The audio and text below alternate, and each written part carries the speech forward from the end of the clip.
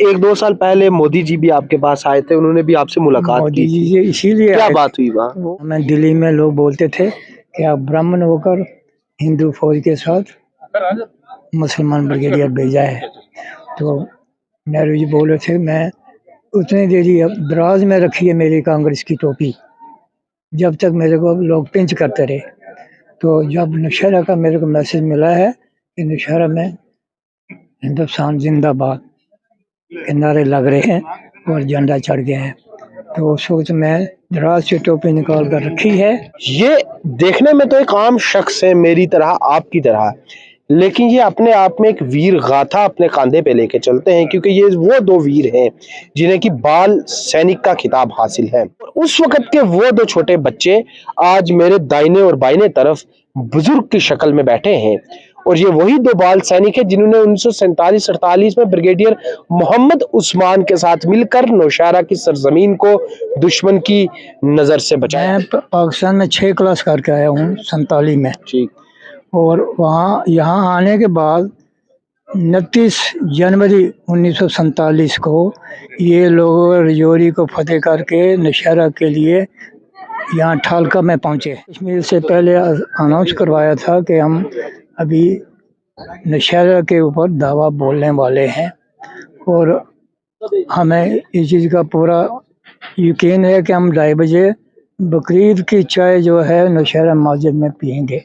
तो ब्रिगेडियर उस्मान जी ने उस वक़्त यहाँ से जम्मू के द्वारा उनका जवाब दिया था कि वेलकम, आप आइए, आपको गर्म गर्म चाय का हम प्रबंध कर रहे हैं और गर्म गर्म चाय पिलाई जाएगी, लेकिन ये भी भूलना मत कि हमने चूड़ियाँ पहन रखी हैं। उनका जहाज़ आया है जिसमें थे करियप्पा जी, राजेंद्र प्रसाद जी, बलदेव सिंह जी और जनरल करियप्पा जी, नेहरू जी। तो ये जब उतरे हैं तो हम लोग लाइन अप खड़े हो गए। राजौरी जिला की सरजमीन अपने आप में वीरों की सरजमीन रही है, और यहाँ आप हर एक इलाके में ऐसी कहानियां सुनेंगे जहाँ रहने वाली मकामी आबादी की तरफ से इस मुल्क की सरजमीन के तहफ़्फ़ुज़ के लिए व इसे दुश्मन की नज़र से महफूज रखने के लिए अपनी जानों का नजराना पेश किया गया, और आज भी ये वीर गाथाएं, ये कहानियां अमर हैं। हमारे साथ इस वक्त दो बुजुर्ग लोग बैठे हुए हैं जिनका ताल्लुक लाम के किला दरहाल इलाका से है। ये देखने में तो एक आम शख्स है, मेरी तरह, आपकी तरह, लेकिन ये अपने आप में एक वीर गाथा अपने कंधे पे लेके चलते हैं, क्योंकि ये वो दो वीर हैं जिन्हें कि बाल सैनिक का खिताब हासिल है। मैं आपको याद दिलाता चलूं कि जब 1947-48 में राजौरी की सरजमीन पे कबालियों ने हमला किया था, उस वक्त हिंदुस्तानी फौज की तरफ से इस सरजमीन को महफूज रखने के लिए एक जंग छेड़ी गई, और नौशहरा में ब्रिगेडियर मोहम्मद उस्मान ने इस जंग की क़यादत की और नौशहरा की सरजमीन को महफूज रखा। उस दौरान दुश्मन के खिलाफ जंग लड़ने के लिए ब्रिगेडियर मोहम्मद उस्मान ने मकामी लोगों का भी सहारा लिया, उनकी मदद ली, और बाल सैनिक तैयार किए गए। छोटे छोटे ऐसे नौजवान लड़के, छोटे छोटे ऐसे लोग जो कि अपने मुल्क के लिए कुछ भी करने को तैयार थे, उन्हें इस जंग में शामिल किया गया, और उस वक्त के उन छोटे बच्चों ने मुल्क की सरजमीन को महफूज रखने के लिए अपनी जान लगा दी। उन्हें बाल सैनिक का खिताब दिया गया, और उस वक्त के वो दो छोटे बच्चे आज मेरे दाहिने और बाइने तरफ बुजुर्ग की शक्ल में बैठे हैं, और ये वही दो बाल सैनिक है जिन्होंने 1947-48 में ब्रिगेडियर मोहम्मद उस्मान के साथ मिलकर नौशहरा की सरजमीन को दुश्मन की नजर से बचाया। बताएं, उस वक्त आपने ब्रिगेडियर मोहम्मद उस्मान के साथ वो जंग लड़ी थी, अगर उस वक्त ब्रिगेडियर मोहम्मद उस्मान उस जंग को ना लड़ते और आप जैसे लोग उनका साथ ना देते, आज नौशहरा की या इस किला दरहाल की लाम की तस्वीर क्या होनी थी? मैं छाट छाट आपको स्टोरी शुरू से लेकर आखिर तक बताऊंगा। उसमें कोई कटौती नहीं हुई, कोई उसमें अमन में नहीं होगी, कोई जोड़ जोड़िंदा नहीं होगा, कोई चीज़ में एक्स्ट्रा जोड़ी नहीं जाएगी।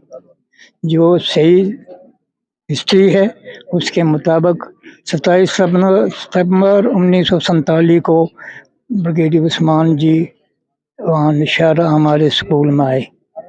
उसके पहले आप तब कौन सी क्लास में पढ़ते थे? मैं पाकिस्तान में 6 क्लास करके आया हूँ 47 में। ठीक।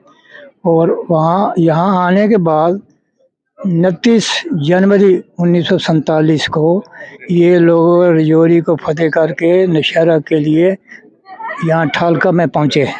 यहाँ आने के बाद उन्होंने आज़ाद कश्मीर से पहले अनाउंस करवाया था कि हम अभी नौशहरा के ऊपर दावा बोलने वाले हैं और हमें इस चीज़ का पूरा यकीन है कि हम 2:30 बजे बकरीद की चाय जो है नौशहरा मस्जिद में पियेंगे। तो ब्रिगेडियर उस्मान जी ने उस वक़्त यहाँ से जम्मू के द्वारा उनका जवाब दिया था कि वेलकम, आप आइए, आपको गर्म गर्म चाय का हम प्रबंध कर रहे हैं और गर्म गर्म चाय पिलाई जाएगी, लेकिन ये भी भूलना मत कि हमने चूड़ियाँ पहन रखी हैं। तो उन्होंने अटैक किया। उस वक्त बहुत ज़ोर का अटैक उन्होंने किया। 10,000 का काफिला था कबायलियों के और फौज के मिलने के बाद। तो उन्होंने जब तय पोस्ट पर अटैक किया है तो ये एक पोस्ट आ रही थी नौशहरा में जो कि नौशहरा को ख़त्म करा सकती थी, लेकिन बहादुर जवानों ने उनको नीचे रोक लिया। उसके साथ ही जब उनकी काफ़ी कैजुअल्टी हुई तो साथ ही इन्होंने क्या किया कि बढ़ने से रुक गए और भागना शुरू कर दिया और हमारी फौज ने उनको बढ़ कर नीचे ही उनको चाय पिला दी गई और उनको वहाँ से भागने के लिए भी बड़ी मुश्किल से उनको रास्ता मिला है। और काफ़ी कैजुअल्टी जो है 35 के करीब 3500 आदमी जो है 3,500 के करीब वहाँ ढेर लग गया था और करीबन 1500 2,000 जख्मी थे। जब नायक यदुनाथ सिंह बैंकर के ऊपर चढ़कर गन लेकर वो खड़ा हो गया तो यदुनाथ जी को वहाँ से एक जख्मी पठान था पड़ा हुआ, तो उसने उनको शॉट मारा छाती में तो वो शहीद हुए। क्योंकि उसके साथ हमारे सिग्नल का हमारे आदमी सतपाल जी थे और हमारे सिग्नल के एक और आदमी थे अटैच। उसके बाद ये रात को 2:30 बजे नौशहरा विजय हो गया।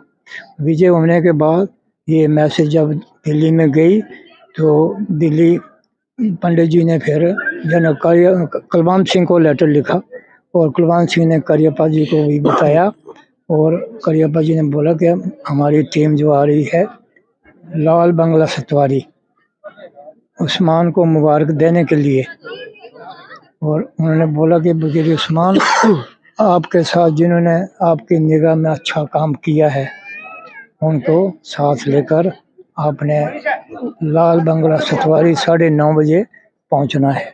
वहाँ आपको नेहरू जी मिलने के लिए आ रहे हैं। तो हम लोग यहाँ से 2:30 बजे उसके पहले दिन रात में हम लोग की यूनिफॉर्मिटी जो है वर्दी फिट हुई है और वर्दी फिट करने के बाद सुबह 3:30 बजे यहाँ से गाड़ी में चले गए। हमारी गाड़ी जो थी एक पहली वो जीप चला रही थी ब्रिगेडियर उस्मान खान और लांस नेक्स दास जो है वो साइड में बैठे थे और पीछे हम 3 बैठे थे, केसर सिंह, बसंत सिंह, बलदेव सिंह। हम लोग उसी गाड़ी में बैठे थे और पीछे वाली गाड़ी जो थी उसमें थे सूबेदार Ranjit Singh JAK rifle Malaysia और नायब सूबेदार बलतराम। तो ये दोनों जीपें वहाँ 9:30 बजे हम लोग उसके पहले पहुँच चुके थे और वहाँ जो स्टॉल लगा हुआ था, टेंट लगे हुए थे, वहाँ ठहरे थे। उतनी देर में उनका जहाज़ आया है जिसमें थे करियप्पा जी, राजेंद्र प्रसाद जी, बलदेव सिंह जी और जनरल करियप्पा जी, नेहरू जी। तो ये जब उतरे हैं तो हम लोग लाइन अप खड़े हो गए। तो जनरल कुलवंत सिंह जी ने सावधान करके डिफेंस मिनिस्टर थे बलदेव सिंह उनको रिपोर्ट दिया और उन्होंने फिर आगे नेहरू जी को रिपोर्ट दिया। करियप्पा जी साथ खड़े थे। तो उसके बाद हमारी इंट्रोडक्शन हुई है, आशीर्वाद दिया है और आशीर्वाद देने के बाद उन्होंने बोला बेटा इसी लगन से काम किए जाओ, हमारा हाथ आपकी पीठ के ऊपर है और हम आपको कहीं न कहीं अच्छी जगह पर पहुंचाएंगे। 1-2 साल पहले मोदी जी भी आपके पास आए थे, उन्होंने भी आपसे मुलाकात मोदी की जी थी। से इसीलिए क्या आए बात थे। हुई वहाँ? वो बात यही थी कि इसी का निचोड़ था कि नेहरू जी ने हमें बोला था कि आप इसी तरह काम करते जाओ। उसके बाद जब जम्मू से वापस आए हैं 11 तारीख को, तो नेहरू जी ने वहाँ थोड़ी प्रेरणा दी थी वीर उस्मान को कि उस्मान, जो काम आपने किया है ये अभी तक किसी दूसरे जमात ने नहीं किया है, ना सिख, ना हिंदू, ना देवरा, ना गोरखा। तो आपने एक एग्जाम्पल सेट कर दिया है भारत के लिए, बीइंग ए ममडन। लेकिन हमें दिल्ली में लोग बोलते थे कि आप ब्राह्मण होकर हिंदू फौज के साथ मुसलमान ब्रिगेडियर भेजा है। तो नेहरू जी बोले थे, मैं उतनी देरी अब दराज में रखी है मेरी कांग्रेस की टोपी, जब तक मेरे को लोग पिंच करते रहे। तो जब नौशहरा का मेरे को मैसेज मिला है कि नौशहरा में हिंदुस्तान जिंदाबाद के नारे लग रहे हैं और झंडा चढ़ गया है, तो उस वक्त मैं दराज से टोपी निकाल कर रखी है और मैं बाहर छाती निकाल कर घूमना शुरू किया। आपको बाल सैनिक कहा जाता है, उसका मतलब क्या है? बाल सैनिक ये था, हमारा जो टास्क था वो था कि रिइंफोर्समेंट, डाक विभाग जो जहाज ड्राइव करते थे वो सामान इकट्ठा करके कमांडर साहब के बरामदे में रखना, वहाँ से यूनिटों को इशू किया जाता था।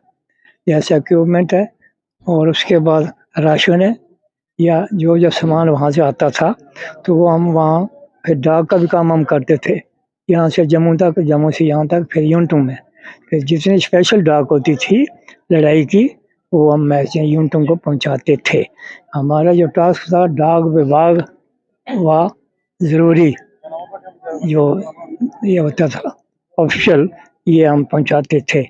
तो बाल से यही था कि रिइंफोर्समेंट, क्योंकि जवान बहुत कम थे तो उनकी कमी पूरी करने के लिए हम उनको भर्ती किया था 18 आदमी, जिसमें से 18 में से 15 अप्रैल 1948 को 10 मलेशिया ज्वाइन कर गए, क्यों वहाँ सैलरी ज़्यादा थी 45 रुपये।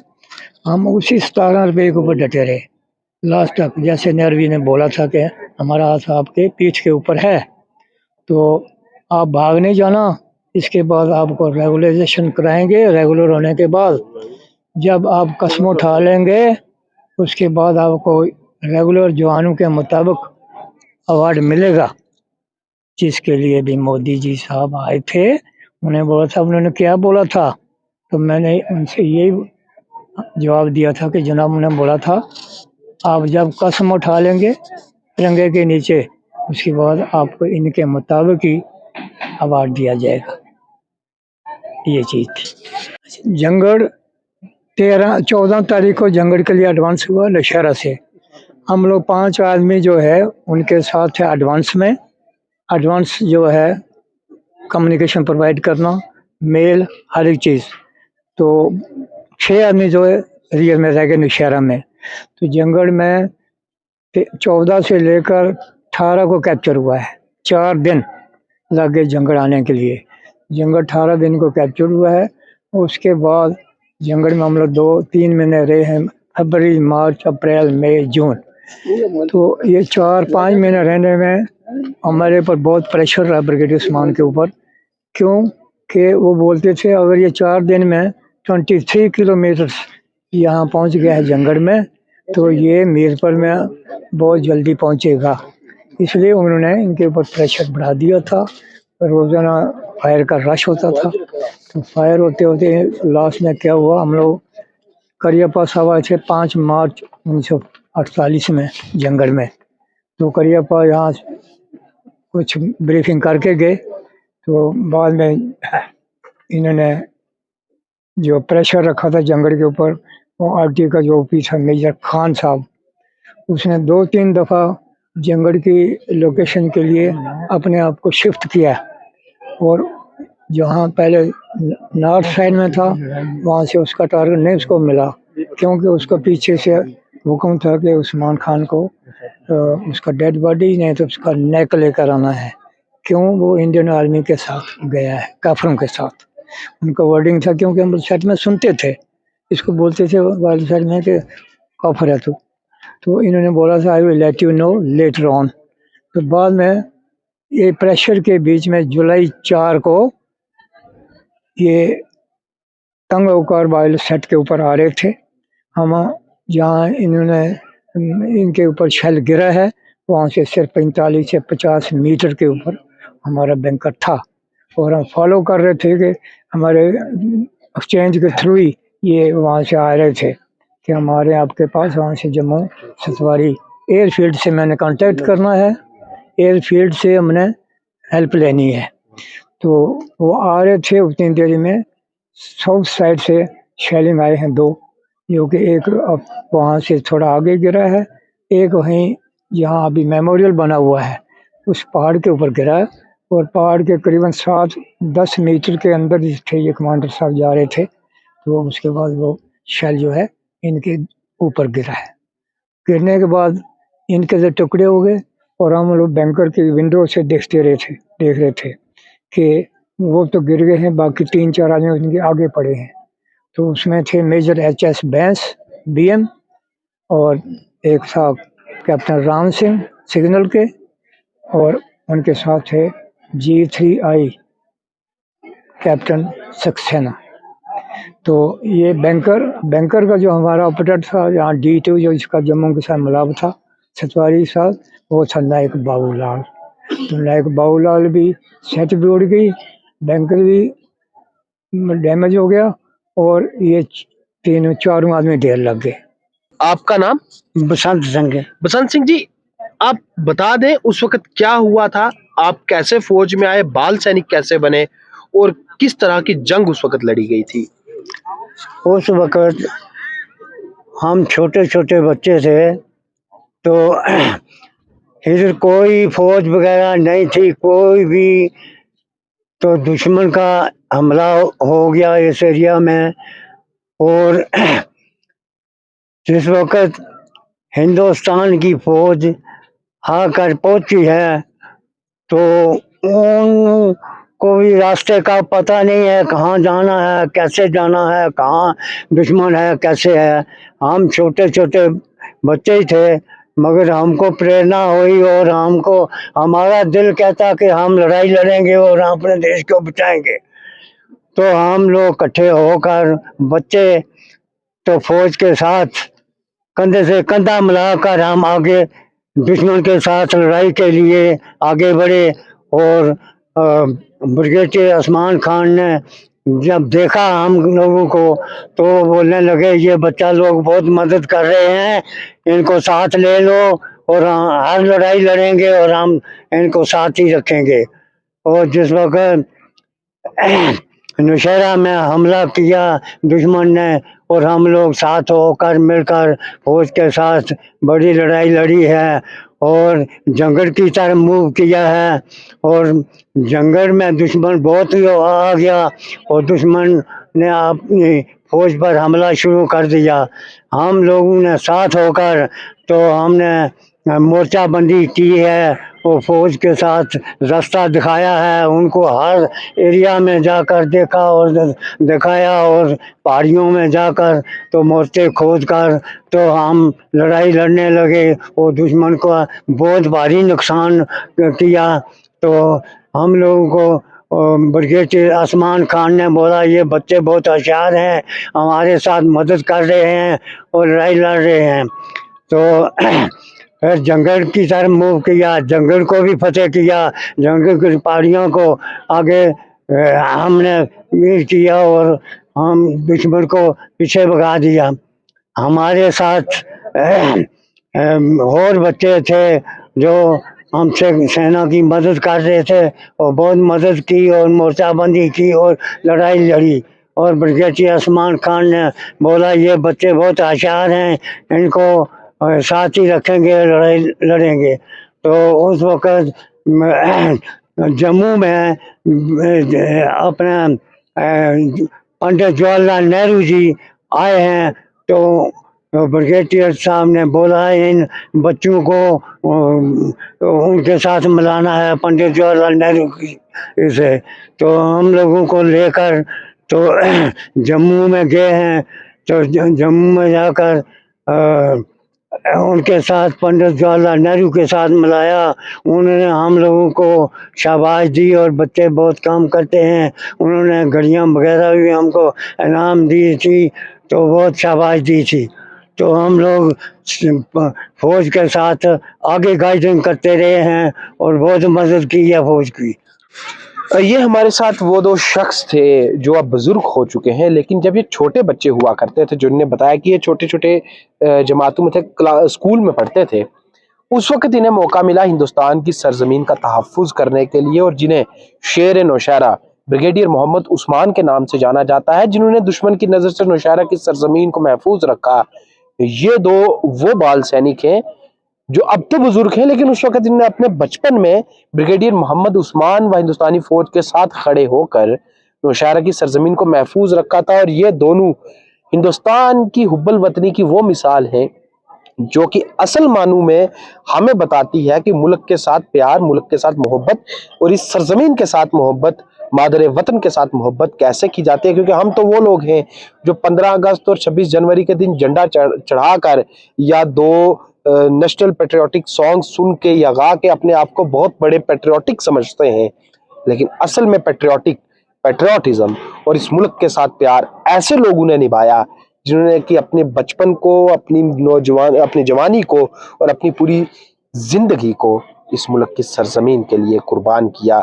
और इन जैसे अनथक लोग जो कि इस मुल्क की सरजमीन के लिए जामे शहादत पिए। शुक्रिया।